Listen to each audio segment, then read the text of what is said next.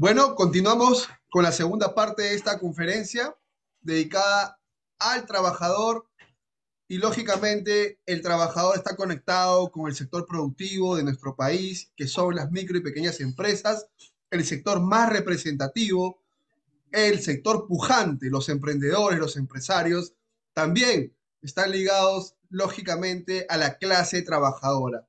Son un emblema importante, son el nexo, el puente estratégico para los derechos laborales, la clase proletaria. En el Perú necesitamos articularnos, los trabajadores, el Estado, los gobiernos, las entidades del Estado, empoderarlas y trabajar con las micro y pequeñas empresas de nuestro país, que son el 80% de la producción nacional. Entonces, ¿qué tan significativo es este día para todos nosotros? Es tan importante y desde las micro y pequeñas empresas de nuestro país le damos el honor a este Día del Trabajador. Oscar, continuamos, por favor. Gracias. Bien, Camilo, para una reflexión, la micro y pequeña empresa representa más o menos casi el 89% de la producción nacional, 89,8% de la producción, de la estructura productiva del país. Entonces, no es tan importante, sino es muy importante en el desarrollo del país, el desarrollo de políticas, del desarrollo empresarial, desarrollo económico, social.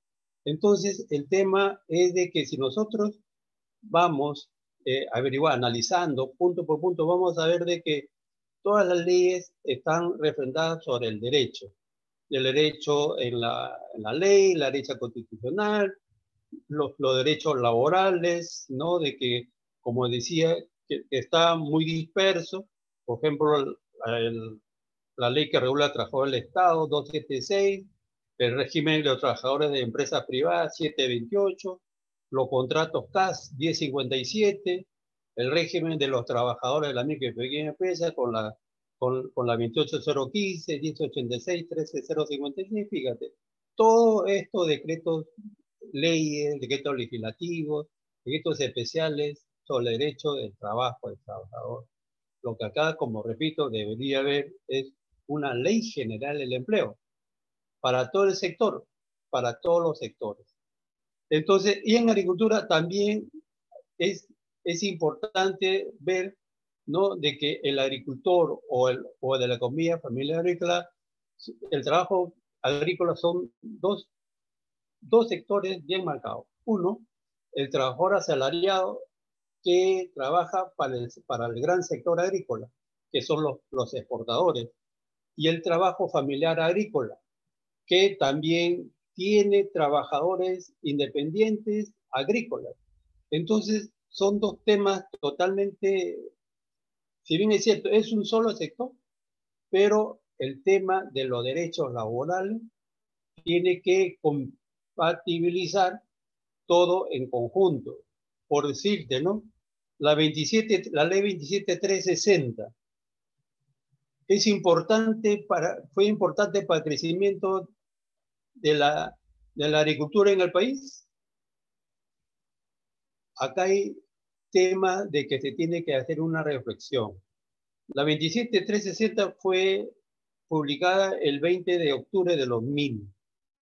Esta es la famosa ley creada por Fujimori y el amigo Klimper y todos sus amigos. Entonces, esta ley prácticamente hizo esclavo al trabajador. Le pagaba, sí, pero con unas condiciones realmente explotadoras porque no obedecía a una ley de trabajo, por ejemplo, ¿no? 8 horas de trabajo. Con esta ley no se respetaban las 8 horas de trabajo de pago remunerado. Solamente 4 horas, 4 horas como derecho. Siempre y cuando tú lo trabajes casi todos los días, ¿no? Y te pagaban 16 soles en ese tiempo, del 2000, hasta que la ley estuvo. Actualmente está en vigencia esa ley. Entonces, se pretende inclusive, ¿no?, tratar de que esta ley vuelva, se reactive, cosa de que más adelante vamos a ver de que hay otra ley agrícola también para su desarrollo.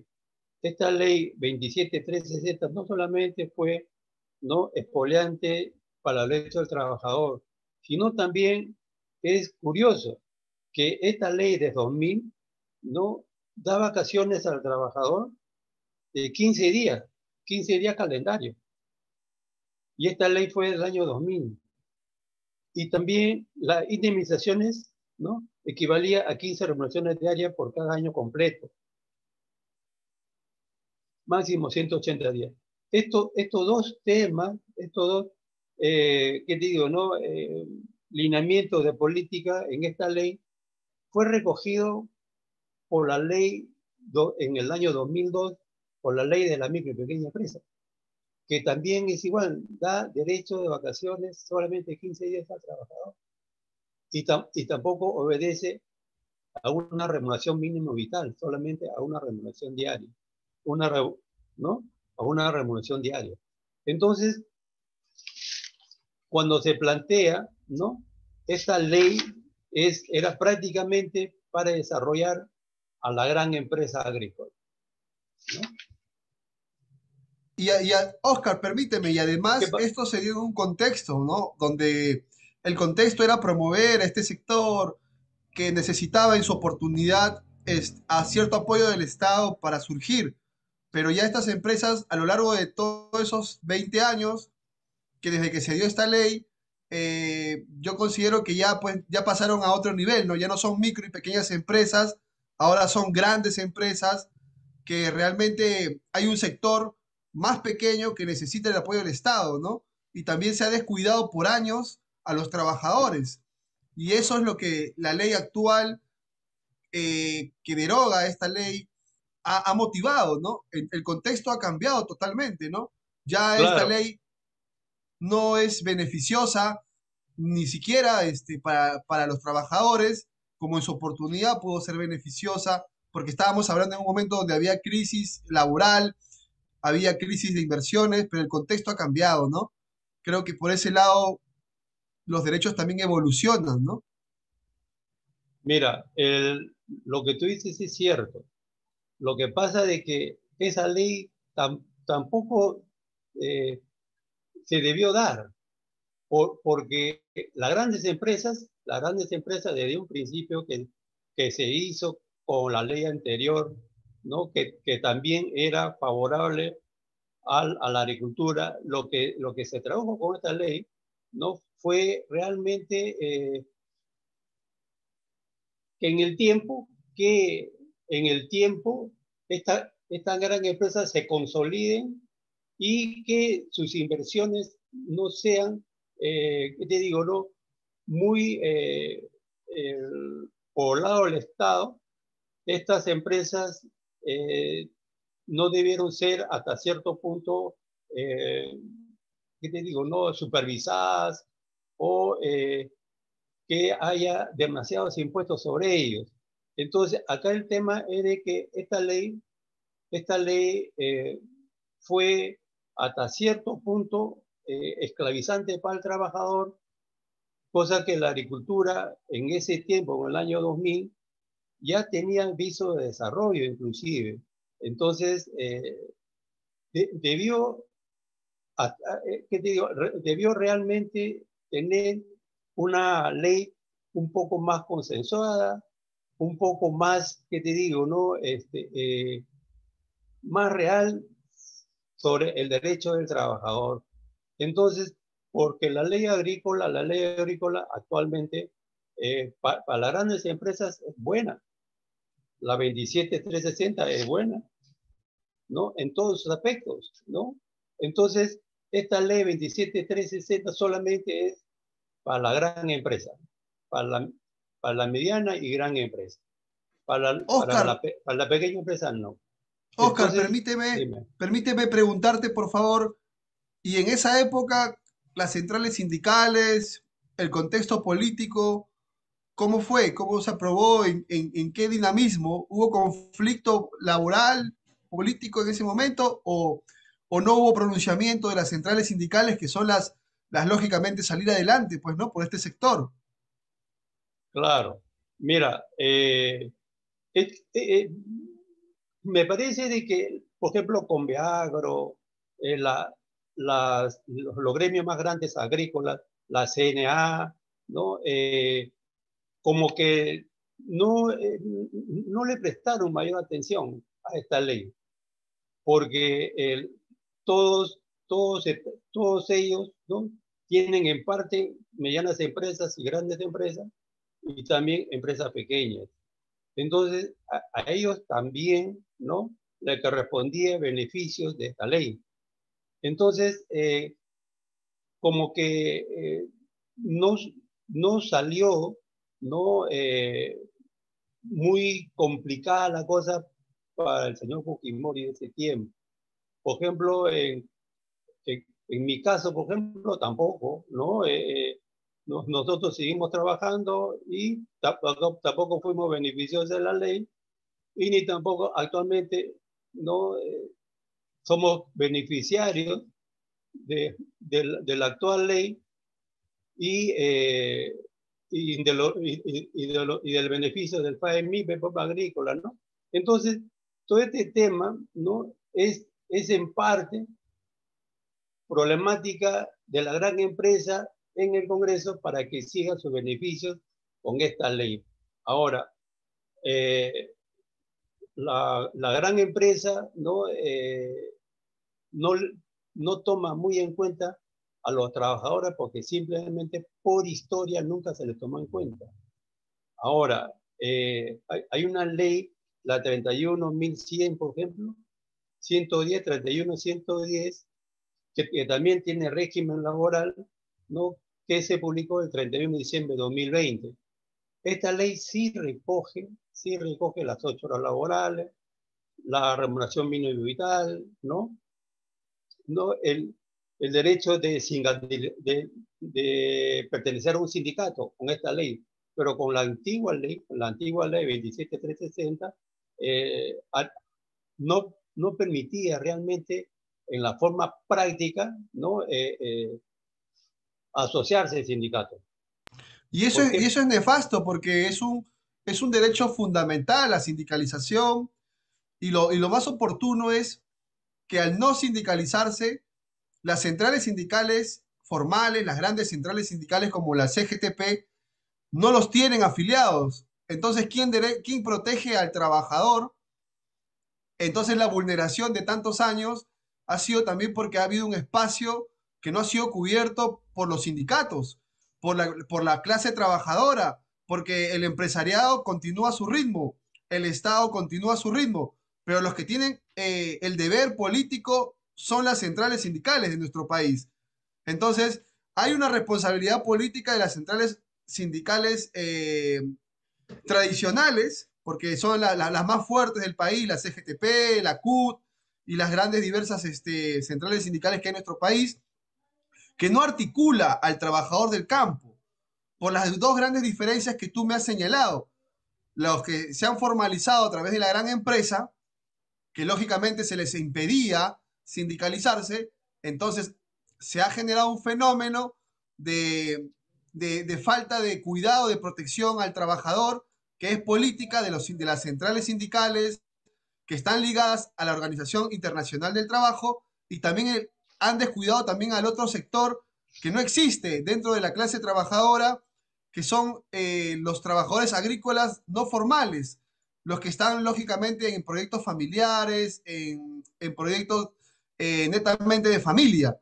Entonces, gran análisis que nos has dado, Oscar, porque eso también desprotege al trabajador. Las centrales sindicales tienen una responsabilidad muy importante, porque es labor de las centrales sindicales las cuales tienen que orientar a la masa trabajadora.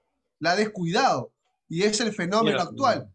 Y por eso, en el fenómeno actual, 20 años después, ya estos trabajadores a los que no se les permitió sindicalizarse, tuvieron que organizarse de manera sindical.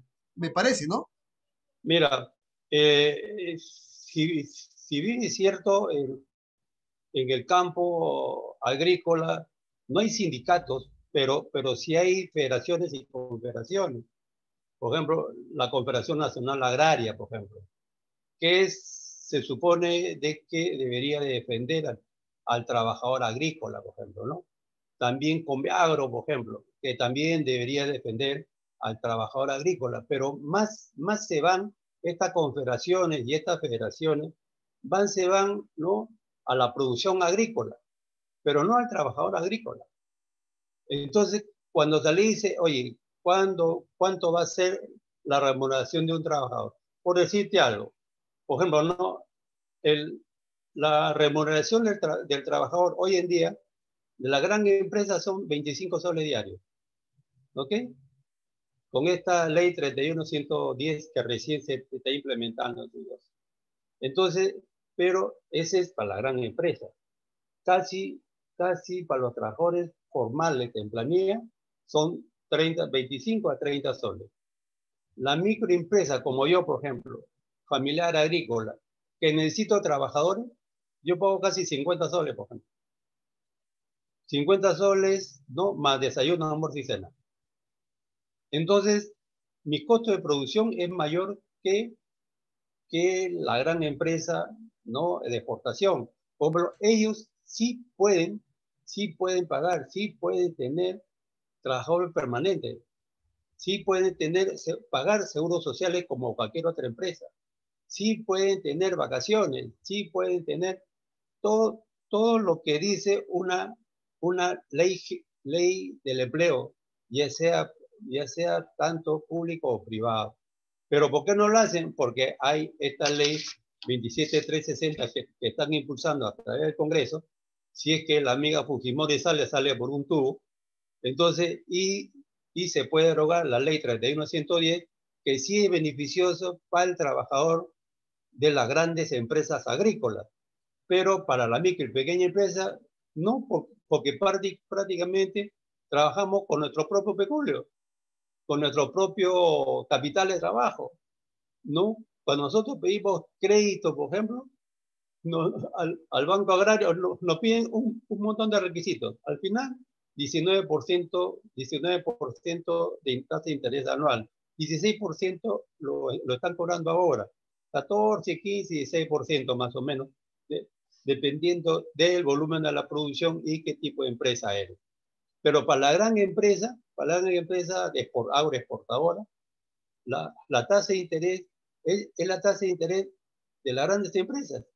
1.2%, 2% anual, y también hay veces que son tasas externas, ¿no? 1.2 tasas de interés LIBOR, por ejemplo, 1.2, 1.3. Entonces, ese tema de productividad entre la gran empresa y la pequeña empresa, cosa que debería estar a la par, pero lamentablemente nadie lo va a supervisar al trabajador que labora en un campo agrícola de la economía familiar agrícola, que necesita al trabajador, claro que la necesita, pero no hay muy poco, y cuando hay es caro. Entonces, una ley no va a representar nada para la pequeña agricultura, a no ser de que supervisen a través de los bancos. Es por esa razón que nosotros hace mucho tiempo pedimos de que realmente el que debe bancarizar a las empresas MIPE, tanto urbanas como rurales, es el Banco de la Nación. O formar un banco de la micro y pequeña empresa.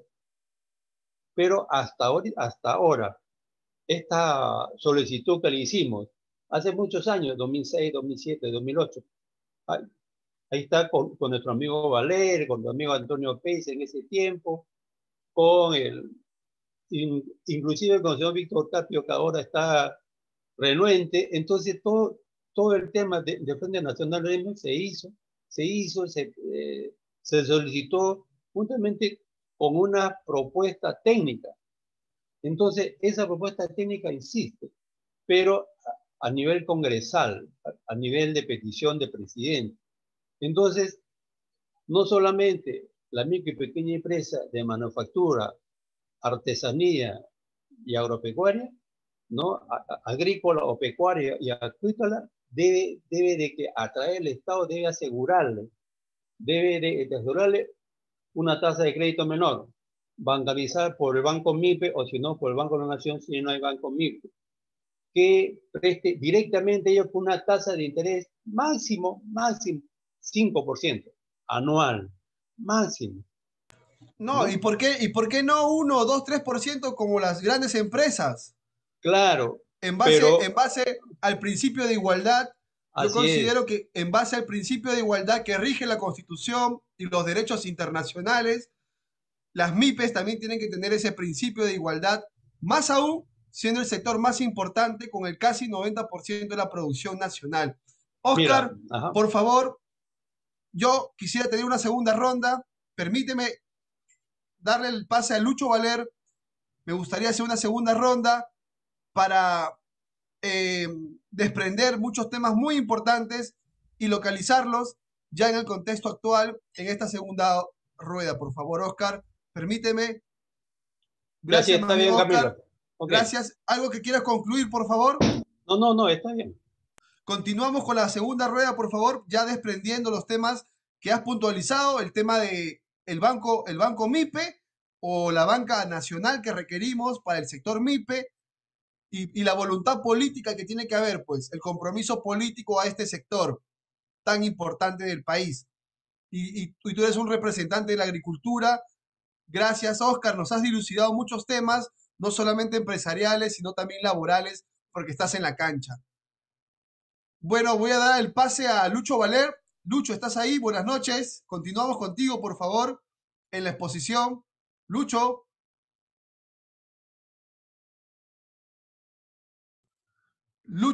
Lucho Valer, por favor. Sí, estoy aquí, Lucho, Camilo, buenas noches, por un favor. ratito. Eh, Estoy saliendo de Continuamos las con la necesidades exposición humanas. Ok, con muchas Lucho gracias. Valer. Hoy teniéndolo en esta noche, es un gusto de tenerlo. A Realmente ver, después, buenas noches a todos, buenas noches, Camilo. En realidad yo quisiera comenzar señalando un poco la historia. ¿En qué momento se gesta la aparición de la micro y pequeña empresa, lo que hoy se llama eh, diversas denominaciones de emprendedores, de MIPES, autoempleo, trabajo independiente, etcétera, etcétera, ¿no? Cada quien le da una mirada. Yo recuerdo que en el año 1977,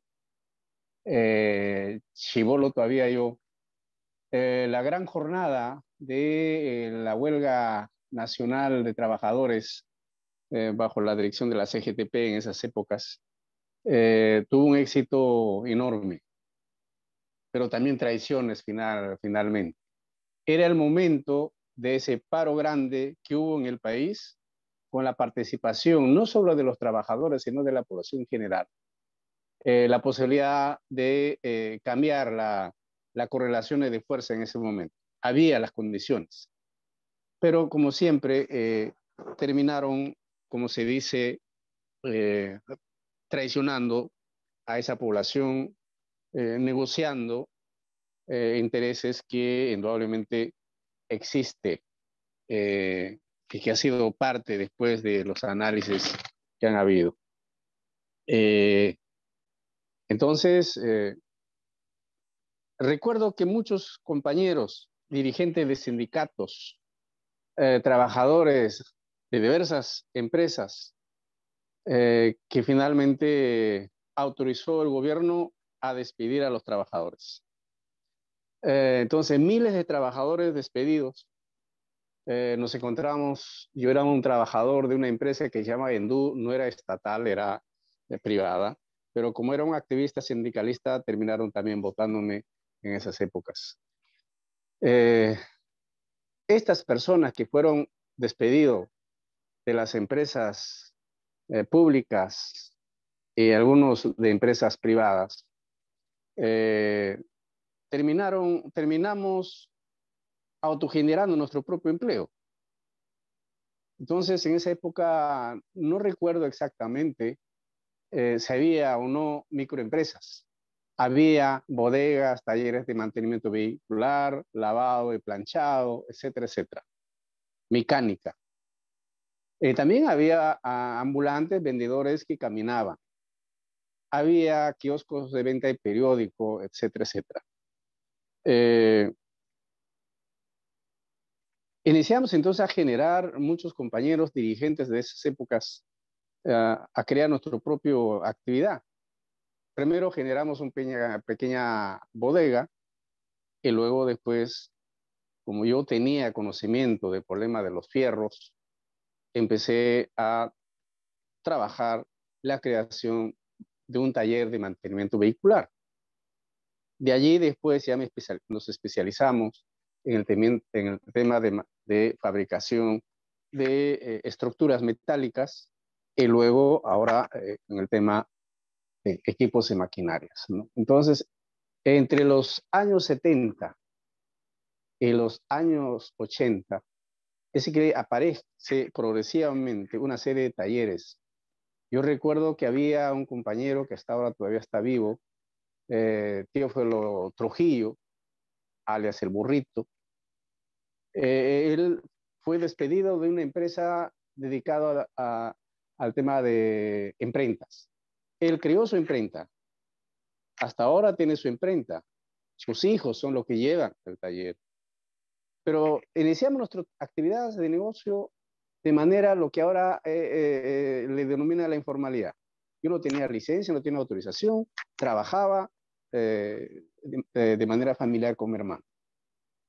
En los años 80 entonces empieza una pelea, empezamos a organizarnos. Recuerdo que en esos años existía todavía el Banco Industrial. Yo en San Juan de Lurigancho me articulo con un conjunto de compañeros dedicados a la actividad ya nueva, imprentas, carpinteros, zapateros, artesanos, confeccionistas. Y trato de conversar con ellos porque necesitamos el apoyo del Estado, acceso a un crédito. En esa época entonces, como éramos informales, no teníamos licencia, no teníamos nada, no podíamos acceder a un crédito. Nos fuimos al banco de crédito después de las coordinaciones que hicimos y tomamos los despachos del gerente del Banco Industrial, hoy funcionario de una ONG, y le obligamos a que nos den el crédito. En esa época entonces ya yo era, por elección popular, regidor de la Municipalidad de San Juan de Lurigancho. Y usé mi cargo para organizar a la gente. Busqué la necesidad de articular esfuerzos entre la Municipalidad Distrital y el Banco Industrial. Se firmó un convenio, la Municipalidad como garante de un programa de crédito. Ese crédito lo administramos nosotros como asociación. La asociación se llamaba Asociación de Empresas Industriales en Desarrollo, ADEIT, que tiene una historia y una trayectoria en San Juan de Lurigancho y que, bueno, lamentablemente cuando empiezan a hacer los cambios termina desapareciendo. Pero que hasta ahora todavía nos mantenemos un conjunto de compañeros, por eso que nosotros tenemos lo que fue anteriormente FEDAMPE y CONAIM. Entonces, en ese momento, al administrar el crédito, nosotros teníamos un equipo, gente de la propia asociación. Queremos un comité de crédito y distribuíamos la plata que nos daba el Banco Industrial a los asociados y buscábamos que todos devuelvan. Esa experiencia de ser regidor de San Juan de Lurigancho me permitió movilizarme en todo Lima y crear asociaciones. Y a partir de ahí comenzamos a constituir la Federación Metropolitana de la Micro y Pequeña Industria, FEDAMPE. Esa es un poco la historia. Entonces llegamos al año 1990, en el que se empieza a visibilizar las exigencias y empieza a aparecer otras iniciativas de organización y también talleres en todos los conos de Lima. Y empieza a aparecer una fuerza que exigía, ¿no? Pero en el correr del tiempo comienza entonces a discutirse que nosotros éramos primero talleristas, porque conducíamos un taller, esa era de nuestra denominación. Luego, después ya viene la denominación de microempresa. Primero decía pequeña, ¿no? Pero nos reuníamos los parámetros para hacer una pequeña empresa y nos quedamos con microempresa. Lo clasificaron, etcétera, pero en realidad siempre hubo desde esos días, desde esos momentos, la manipulación de la Sociedad Nacional de Industria y de la CONFIEP. Una lucha antigua y vieja que hasta ahora se mantiene. Entonces, el origen de la micro y pequeña nace más o menos de manera organizada entre los años 70 y 80. Pero en el trayecto, los modelos de gobierno empezaron a cambiar y cuando llega Fujimori, en los primeros años, se congracia con nosotros y hacen el programa de compras del Estado. Fabricamos carpetas, yo personalmente fabriqué carpetas de madera para todos los colegios de Lima, y demás compañeros, calzado, uniforme, etcétera, etcétera. Fue un programa que nos ayudó a reactivarnos, ¿no? A generar más. Y pasamos esas épocas muy interesante en la formulación, digamos, de qué somos, ¿no? Y de ahí comienzan a aparecer, debatirse las normas legales, ¿no?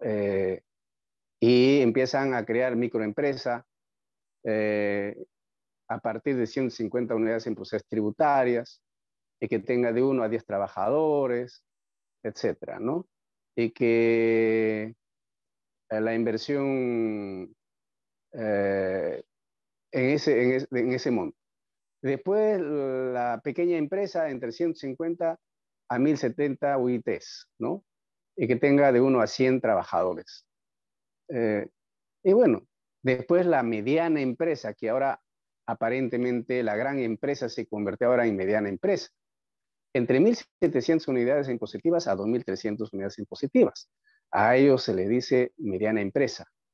Pero lo curioso es que ahora ya desapareció, digamos, en la normatividad la mediana empresa. Ahora esa mediana empresa es la gran empresa. Por eso es que con los cambios del modelo del sistema actual comienzan a beneficiarse con esta famosa programa que dio Vizcarra, ¿no? Entonces, si recorremos un poco adelante cómo empieza a surgir la micro y pequeña industria, no solamente en el ámbito de la producción, sino también en el comercio y servicio, ¿no? Constatamos algunas cosas que es debatible. ¿Somos trabajadores, no? ¿O somos empresarios? Ese fue el debate que nos llevó a debatir, ¿no? Porque nosotros autogeneramos nuestro trabajo y generamos trabajo para otros. Pero no podemos cumplir con todas las demandas, digamos, laborales del trabajador. Pero sí compensamos al trabajador con una serie de facilidades, lo tratamos como familia, la ayuda, la solidaridad, etcétera, etcétera, ¿no? Tenemos una visión, por lo tanto, de la clase trabajadora porque surgimos de allí. Y por eso para nosotros cada 1 de mayo es una fecha muy significativa porque somos trabajadores que dependemos, que hemos creado nuestro propio trabajo. Y que en esa lógica, entonces, la historia que nosotros hemos recorrido pasó por exigirle a la CGTP que entienda a esta nueva clase de trabajadores independientes o autónomos, etc. No fue entendida, pero fue una fuerza política que generó, ligado a la iglesia, a una central de trabajadores, ¿no? Que tampoco los trabajadores dependientes, ¿no? Lo usaban y lo usan a los ambulantes, a los trabajadores autoempleados o independientes, solamente para hacerles marchar, para exigir aumentos salariales en su empresa donde trabajan. Yo he sido secretario general el vicepresidente de la Central Unitaria de Trabajadores del Perú, en el que hasta ahora es presidente o secretario general el compañero Julio César Bazán.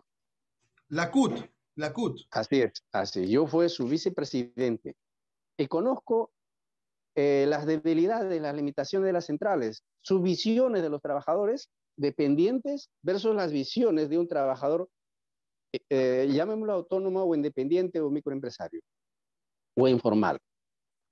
Entonces, hay una serie de temas de discusión ligados al tema del mundo de las ONGs para poder, digamos, manipular a la gente, ¿no? Un trabajador es un trabajador dependiente, ¿no?